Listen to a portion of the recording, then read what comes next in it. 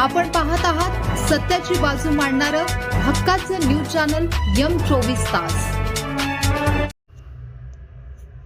चांदोली वारणा धरणातून 3400 क्युसेक विसर्ग सुरू, नदीकाठच्या गावांना सतर्कतेचा इशारा। चांदोली धरणाच्या पाणलोट क्षेत्रात गेल्या काही दिवसांपासून सुरू असलेल्या संततधार पावसामुळे धरणातील पाण्याची आवक मोठ्या प्रमाणावर वाढली आहे। धरणाची पाणी पातळी नियंत्रित ठेवण्यासाठी प्रशासनाकडून आज 27 जुलै दुपारी 4:30 पासून वारणा नदी पात्रात एकूण 3400 क्युसेक पाण्याचा विसर्ग सुरू करण्यात आला आहे। वारणा धरण व्यवस्थापनाचे उपविभागीय अभियंता BR पाटील यांनी ही माहिती दिली। धरणाचे वक्र दरवाजे 2000 क्युसेक, विद्युतगृह पॉवर हाऊस 1400 क्युसेक असं एकूण 3400 क्युसेक पाण्याचा विसर्ग केला आहे। धरण प्रशासनाने दिलेल्या माहितीनुसार पाणलोट क्षेत्रात पावसाचा जोर कायम राहिल्यास किंवा धरणात पाण्याची आवक आणखी वाढल्यास परिस्थितीनुसार विसर्गात टप्प्याटप्प्याने वाढ केली जाण्याची शक्यता आहे। पाण्याचा विसर्ग सुरू झाल्याच्या पार्श्वभूमीवर वारणा नदीकाठच्या गावांना प्रशासनाकडून सतर्कतेचा इशारा देण्यात आला आहे।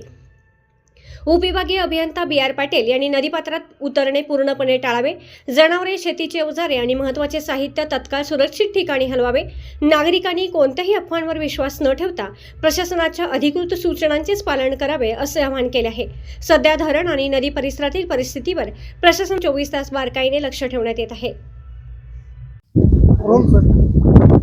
कोल्हापूर पाटबंधारे मंडळाचे माननीय अधीक्षक अभियंता चंद्रशेखर पाटोळे साहेब, कोल्हापूर पाटबंधारे विभाग उत्तरचे कार्यकारी अभियंता माननीय ज्योती देवकर मॅडम यांच्या मार्गदर्शनाखाली वारणा मोठ्या प्रकल्पाअंतर्गत वारणा धरणामध्ये आज रोजी 83% पाणीसाठा जमा झालेला आहे। जवळपास 28.66 TMC पाणी समाधानकारकरित्या इथे आपल्याकडे साठवण झालेलं आहे। आता पाण्याची आवक जवळपास 7000 ते 8000च्या दरम्यान असल्यामुळे आपण या अगोदरच पॉवर हाऊस चालू करून 1400 क्युसेक्स डिस्चार्ज आपण वारणा नदीमध्ये सोडत आहोत आणि आज 4:30 वाजता आपण 4 वक्रद्वाराद्वारे 2000 क्युसेक्स पाणी विसर्ग आपण वारणा नदीमध्ये सोडत आहोत। अशा प्रकारे आपण टोटल 3400 क्युसेक्स विसर्ग वारणा नदीमध्ये सोडत आहोत।